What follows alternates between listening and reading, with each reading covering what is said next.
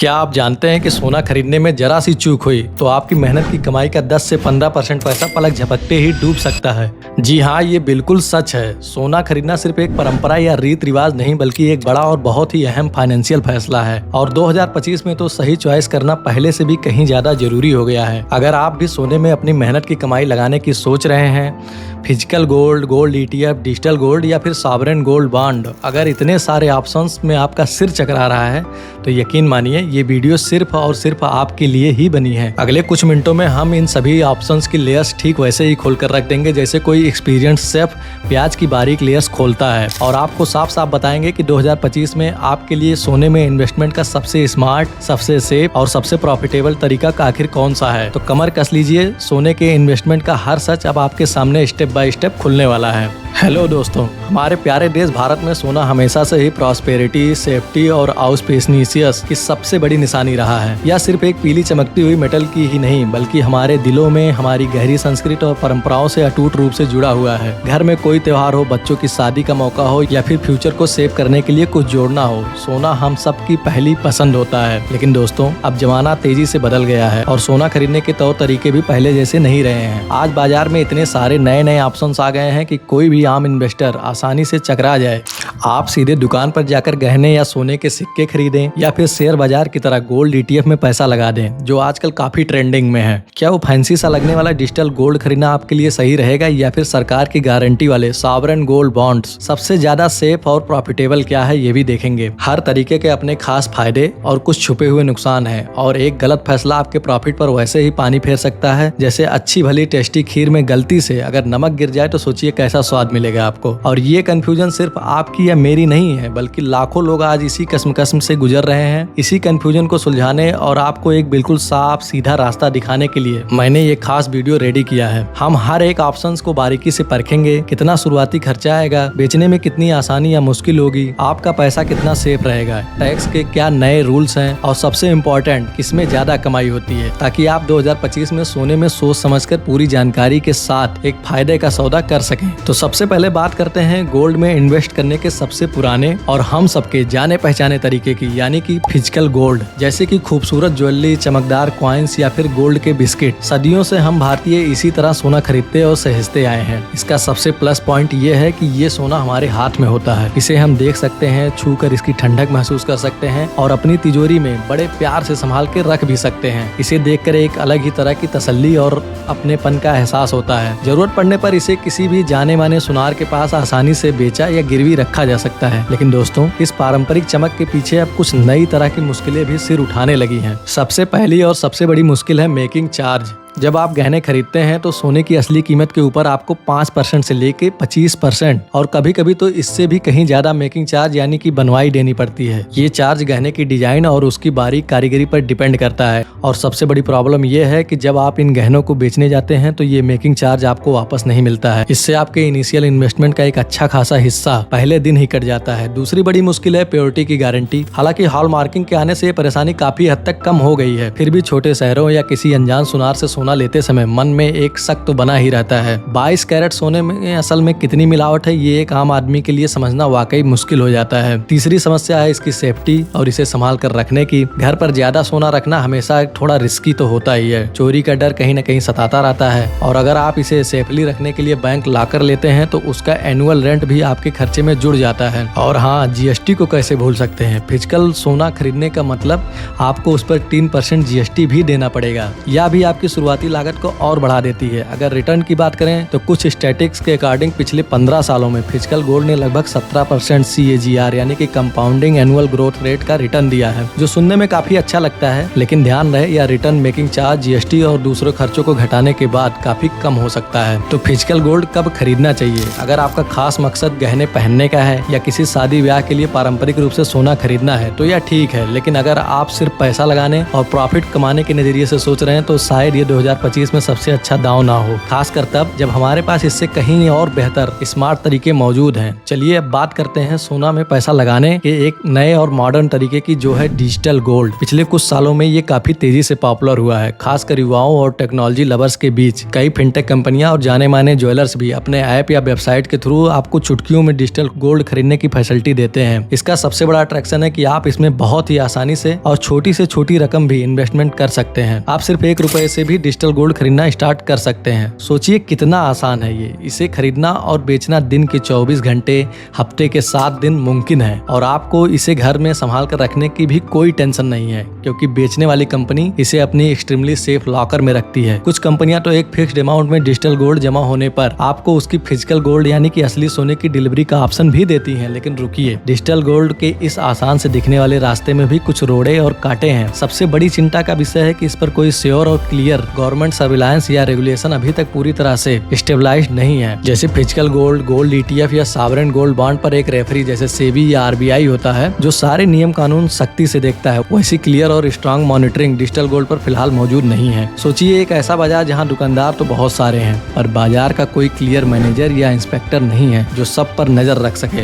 हालांकि कुछ हद तक सेबी के नियम लागू होते हैं, फिर भी यह मामला अभी पूरी तरह से साफ नहीं है। हाल ही में फाइनेंस मिनिस्टर ने भी डिजिटल गोल्ड के रूल्स में कुछ जरूरी बदलाव के संकेत दिए हैं, जिससे शायद फ्यूचर में इस पर और ज्यादा क्लियरिटी और सेफ्टी आ सके। दूसरा बड़ा नुकसान है कि GST। डिजिटल गोल्ड खरीदने पर भी आपको ठीक फिजिकल गोल्ड की तरह ही 3% GST देना पड़ता है। इसके अलावा कुछ प्लेटफॉर्म स्टोरेज फीस या हर बाय या सेल पर ट्रांजैक्शन फीस भी लेते हैं, जो आपके प्रॉफिट को धीरे धीरे कम कर सकता है। टैक्स के मामले में डिजिटल गोल्ड को फिजिकल गोल्ड जैसा ही माना जाता है। अगर आप 3 साल से पहले इसे बेचते हैं तो आपको short term capital gain tax अपनी इनकम टैक्स स्लैब के हिसाब से देना होगा, और 3 साल बाद बेचने पर long term capital gain tax induction benefit के साथ लगता है। तो क्या डिजिटल गोल्ड 2025 के लिए एक अच्छा ऑप्शन है? अगर आप बहुत छोटी कैपिटल से इन्वेस्टमेंट की शुरुआत करना चाहते हैं, या आपको तुरंत खरीदने बेचने की फास्ट फैसिलिटी चाहिए और आप थोड़ा बहुत रेगुलेटरी रिस्क उठाने को तैयार हैं, तो आप इस पर एक बार सोच सकते हैं। लेकिन अगर आप लंबे समय के लिए कोई बड़ा और सेफ इन्वेस्टमेंट करना चाहते हैं, तो आपको डेफिनेटली दूसरे ज्यादा भरोसेमंद ऑप्शंस पर भी गंभीरता से नजर डालनी चाहिए। चलिए अब बढ़ते हैं गोल्ड एक्सचेंज ट्रेडेड फंड यानी कि गोल्ड ETF की ओर। ये सोने में पैसा लगाने का एक ऐसा मॉडर्न और स्मार्ट तरीका है जो बिल्कुल शेयर बाजार की तरह ही काम करता है। गोल्ड ETF असल में ऐसी यूनिट्स होती हैं जो सोने की इंटरनेशनल वैल्यू के साथ साथ ऊपर नीचे होती रहती हैं,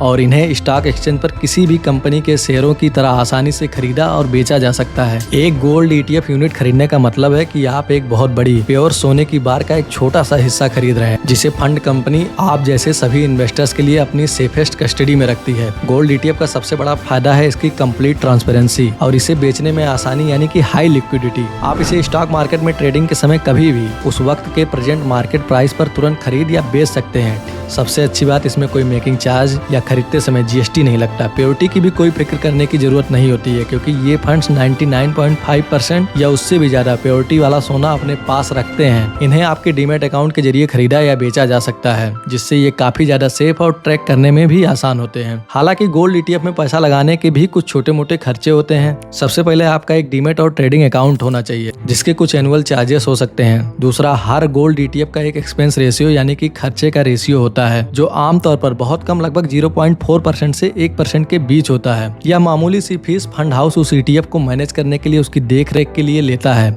और यह आपके कुल रिटर्न को थोड़ा सा कम कर सकता है। अलग अलग गोल्ड ETFs के रिटर्न भी थोड़े बहुत अलग अलग होते हैं। फॉर एग्जाम्पल, कुछ टॉप गोल्ड ETF ने अप्रैल 2025 तक पिछले 1 साल में लगभग 31% तक का शानदार रिटर्न दिया है। वहीं अगर टैक्स की बात करें तो गोल्ड ETF पर भी पहले डेप्ट म्यूचुअल फंड की तरह टैक्स लगता था, लेकिन ऐसी उम्मीद है कि अप्रैल 2025 से रूल्स में कुछ इंपॉर्टेंट चेंजेस के बाद गोल्ड ETF को बेचने पर मिलने वाले प्रॉफिट पर सॉवरेन गोल्ड बॉन्ड की तरह ही टैक्स लगाने की पॉसिबिलिटी है, जिससे ये और भी ज्यादा प्रॉफिटेबल और अट्रैक्टिव हो सकता है। पहले के रूल के हिसाब से 3 साल से कम समय पर रखने पर short term capital gain tax आपकी कुल एनुअल इनकम में जोड़कर आपके टैक्स स्लैब के हिसाब से टैक्स लगता था, और 3 साल से ज्यादा टाइम तक रखने पर 20% long term capital gain tax लगता है। नए रूल इस सोल्यूशन को इन्वेस्टर्स के लिए और बेहतर बना सकते हैं। गोल्ड ETF उन लोगों के लिए एक बहुत ही अच्छा और समझदारी भरा ऑप्शन है जो सोने में पैसा तो लगाना चाहते हैं, लेकिन फिजिकल सोने की तमाम झंझटों जैसे उसे संभाल कर रखना, प्योरिटी की चिंता करना या हाईएस्ट मेकिंग चार्ज देने से पूरी तरह से बचाना चाहते हैं।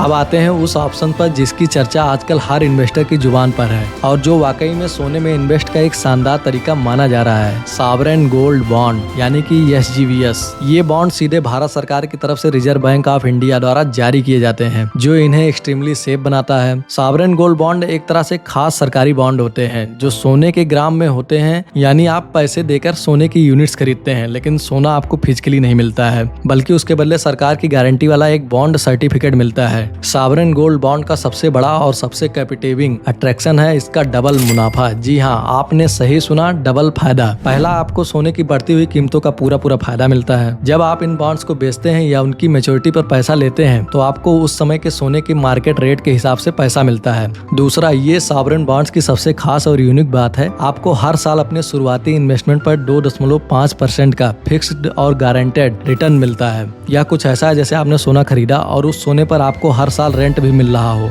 ये इंटरेस्ट हर 6 महीने में सीधे आपके बैंक अकाउंट में जमा हो जाता है। हाँ, ये ध्यान रखना जरूरी है कि ये इंटरेस्ट आपकी कुल इनकम में जुड़कर टैक्स स्लैब होता है, यानी इस पर आपको अपने इनकम टैक्स स्लैब के हिसाब से टैक्स देना पड़ेगा। सॉवरेन गोल्ड बॉन्ड्स का एक और जबरदस्त और बेमिसाल फायदा है कि टैक्स में मिलने वाली भारी छूट। अगर आप सॉवरेन गोल्ड बॉन्ड को उनकी 8 साल की पूरी मैच्योरिटी पीरियड तक अपने पास रखते हैं तो मैच्योरिटी पर मिलने वाला पूरा का पूरा कैपिटल गेन यानी कि प्रॉफिट पूरी तरह से टैक्स फ्री होता है। यह एक बहुत बड़ा फायदा है जो सोने के किसी भी और इन्वेस्टमेंट ऑप्शन में आपको कतई नहीं मिलने वाला है। सॉवरेन गोल्ड बॉन्ड की मैच्योरिटी पीरियड 8 साल की होती है, लेकिन 5 साल पूरे होने के बाद इन्हें समय से पहले भी आप बेच सकते हैं, यानी कि आप इसमें प्रॉफिट ले सकते हैं। इन बॉन्ड्स को स्टॉक एक्सचेंज पर भी खरीदा बेचा जा सकता है, लेकिन वहाँ इन्हें बेचने वाले या खरीदने वाले शायद गोल्ड ETF जितने ज्यादा और आसानी से ना मिले। इन्हें खरीदने के लिए डीमैट अकाउंट होना एक अच्छी बात है, पर यह जरूरी नहीं है। आप इन्हें सीधे बैंक के थ्रू भी आसानी से खरीद सकते हैं। तो क्या सॉवरेन गोल्ड बॉन्ड में कोई कमी नहीं है? हाँ, कुछ छोटी मोटी बातें हैं जिन पर गौर किया जा सकता है। सबसे पहली बात, इन्हें गोल्ड ETF जितनी आसानी और तेजी से तुरंत नहीं बेचा जा सकता, खासकर अगर आप 5 साल के टाइम पीरियड से पहले बेचना चाहें। दूसरी, ये बॉन्ड सरकार द्वारा समय समय पर खास किस्तों में ही जारी किए जाते हैं, यानी आप इन्हें हर समय जब चाहें खरीद नहीं सकते। हालांकि इन्हें आप सेकेंडरी मार्केट यानी कि स्टॉक एक्सचेंज से कभी भी खरीद सकते हैं। अगर वहाँ कोई इन्हें बेच रहा हो तो ये आपको मिल सकता है। सॉवरेन गोल्ड बॉन्ड उन सभी समझदार इन्वेस्टर के लिए सबसे बेटर और शायद सबसे प्रॉफिटेबल ऑप्शन है जो लंबे समय यानी कम से कम 5 साल से 8 साल तक के लिए सोने में सेफ तरीके से पैसा लगाना चाहते हैं, हर साल एक रेगुलर इंटरेस्ट भी कमाना चाहते हैं और सबसे बढ़कर मैच्योरिटी पर टैक्स फ्री मुनाफे का जबरदस्त लाभ उठाना चाहते हैं। ये इन्वेस्टमेंट का एक सेफेस्ट और पूरी तरह से गवर्नमेंट सपोर्टेड है, जो आपके पैसे को सेफली के साथ साथ शानदार ग्रोथ भी देता है। गोल्ड में इन्वेस्टमेंट का एक और तरीका है गोल्ड म्यूचुअल फंड। ये ऐसे खास म्यूचुअल फंड होते हैं जो अपना ज्यादातर पैसा सीधे गोल्ड ETF में ही लगाते हैं।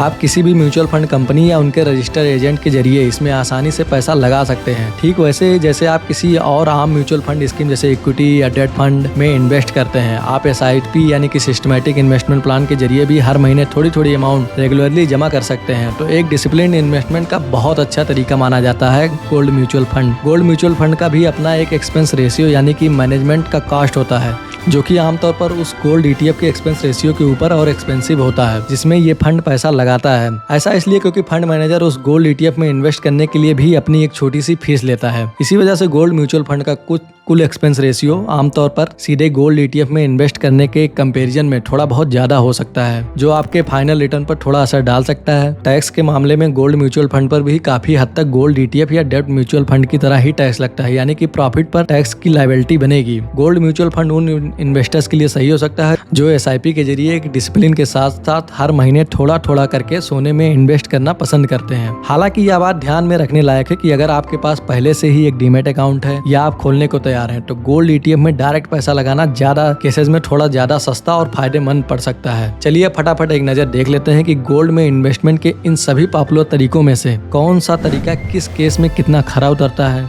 तो सबसे पहले बात करते हैं इनिशियल एक्सपेंसेस की। अगर हम बात करते हैं फिजिकल गोल्ड की तो इसमें एक्सपेंसेस सबसे ज्यादा होते हैं, क्योंकि यहाँ पर आपको भारी भरकम मेकिंग चार्ज, 3% GST, चोरी से बचने के लिए लॉकर में रखने का खर्चा है। फिर बात करते हैं डिजिटल गोल्ड की। इसमें आपके एक्सपेंसेस ठीक ठाक हैं, इसमें आपको सिर्फ 3% GST देनी पड़ती है और कुछ प्लेटफॉर्म अपनी फीस भी ले सकते हैं। फिर बात करते हैं गोल्ड ETF की। इसमें बहुत ही कम एक्सपेंसेस हैं आपके, सिर्फ मामूली सा एक्सपेंस रेशियो, खरीदते समय कोई GST नहीं। फिर नंबर आता है सॉवरेन गोल्ड बॉन्ड्स का। इसमें आपके जीरो खर्चे हैं, मतलब कोई भी खर्चा यहाँ पे आपको नहीं देना है, ना ही कोई फीस, ना कोई चार्जेस, बल्कि ऊपर से 2.5% का एनुअल इंटरेस्ट भी आपको मिलता रहेगा। यूँ समझिए कि जैसे पैसे रखने पर आपको और पैसे मिल रहे हो। फिर बात करते हैं गोल्ड म्यूचुअल फंड की। इसमें आपको ठीक ठाक ही एक्सपेंसेस करने पड़ेंगे। इसमें आपको एक्सपेंस रेशियो देना होता है जो सीधे गोल्ड ETF से थोड़ा ज्यादा हो सकता है। अब बात कर लेते हैं लिक्विडिटी की, यानी कि किसे खरीदना और बेचना आसान है। सबसे पहले बात करते हैं फिजिकल गोल्ड की।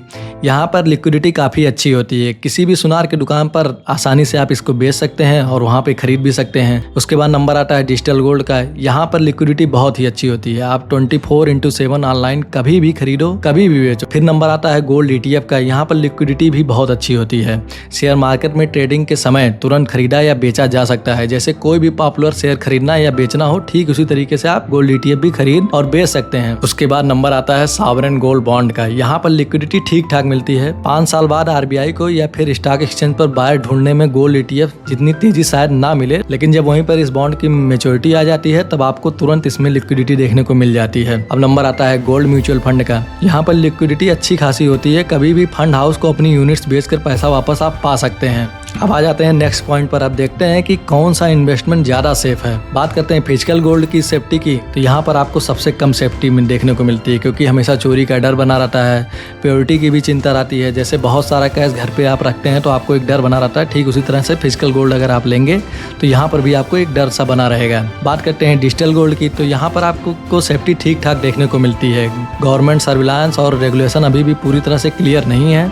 इन्हें और स्ट्रांग और क्लियर करने की जरूरत है, लेकिन आने वाले समय में हो सकता है ये थोड़े और ज़्यादा क्लियर हो। फिर नंबर आता है गोल्ड ETF का। यहाँ पर आपको अच्छी खासी सेफ्टी देखने को मिलती है। डीमेट अकाउंट में इलेक्ट्रॉनिक सेफ्टी, जैसे कि कड़ी देख रेख में, जैसे बैंक के लॉकर में पैसा रखना हो, ठीक उसी तरह की सेफ्टी यहाँ पर देखने को मिलती है। बात करते हैं सॉवरेन गोल्ड बॉन्ड की, तो यहाँ पे आपको सबसे ज़्यादा अच्छी और भरोसेमंद सेफ्टी देखने को मिलती है, क्योंकि सीधे भारत सरकार की गारंटी, यानी आपका पैसा सरकारी खजाने जितना ही सेफ है। बात करते हैं म्यूचुअल फंड की, तो यहाँ पर भी आपको सेफ्टी अच्छी खासी देखने को मिलती है, क्योंकि यह सेबी के सुपरविजन में रेगुलेटेड होती है, इसलिए काफी सेफ है।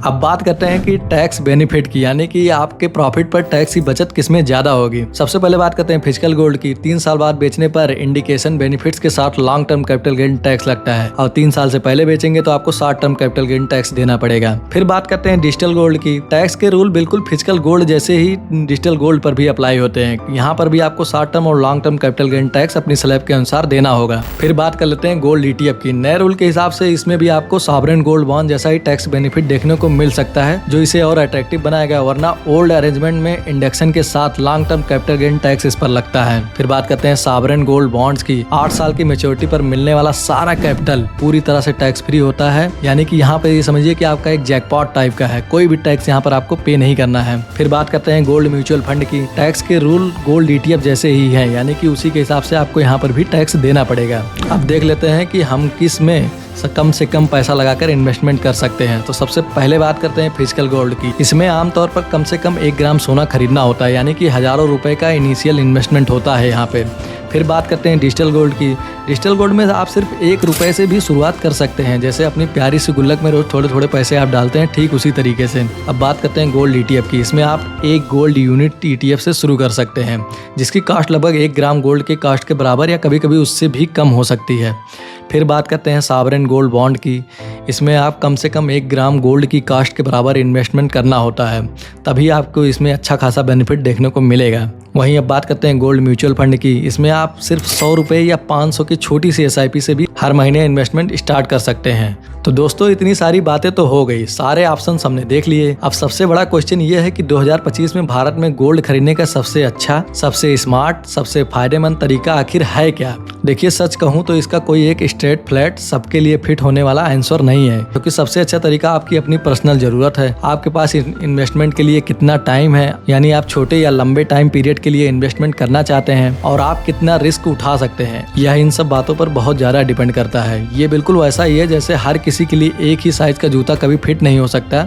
हर किसी की जरूरतें और पसंद अलग अलग होती हैं, लेकिन हाँ, इन सब बातों को ध्यान में रखते हुए कुछ सीधी सादी और काम की सलाह जरूर दी जा सकती है। अगर आप लंबे समय यानी कि 5 से 8 साल या उससे भी ज्यादा के लिए सेफ तरीके से पैसा लगाना चाहते हैं, तो हर साल रेगुलर और फिक्स्ड इनकम भी चाहते हैं, और सबसे बढ़कर मैच्योरिटी पर टैक्स फ्री मुनाफा कमाना चाहते हैं, तो सॉवरेन गोल्ड बॉन्ड आपके लिए बिना किसी शक और सवाल के सबसे बेस्ट, सबसे शानदार ऑप्शन हो सकता है। ये गोल्ड में इन्वेस्टमेंट का मानो राजा होता है। 2.5% का एनुअल फिक्स इंटरेस्ट और मैच्योरिटी पर कैपिटल गेन टैक्स का पूरी तरह से फ्री हो जाना, ये कॉम्बिनेशन इसे बहुत ही अनमैच्ड और बहुत ही अच्छा ऑप्शन बनाता है। ऊपर से भारत सरकार की गारंटी से सबसे सेफ भी बनाती है। अगर आप कम या मीडियम समय जैसे 1 साल से 5 साल के लिए पैसा लगाना चाहते हैं तो गोल्ड ETF आपके लिए एक बहुत ही अच्छा और प्रैक्टिकल ऑप्शन है। इनकी एक्सपेंस रेशियो बहुत ही कम है, इनमें पूरी ट्रांसपेरेंसी है और आप इन्हें स्टॉक मार्केट में कभी भी आसानी से खरीद बेच सकते हैं। और अगर नए टैक्स रूल लागू हो जाते हैं तो ये और भी ज्यादा अट्रैक्टिव बन सकते हैं। अगर आप बहुत छोटा अमाउंट जैसे कि 100 रुपए से लेकर 500 रुपए पर मंथ से इन्वेस्टमेंट की शुरुआत करना चाहते हैं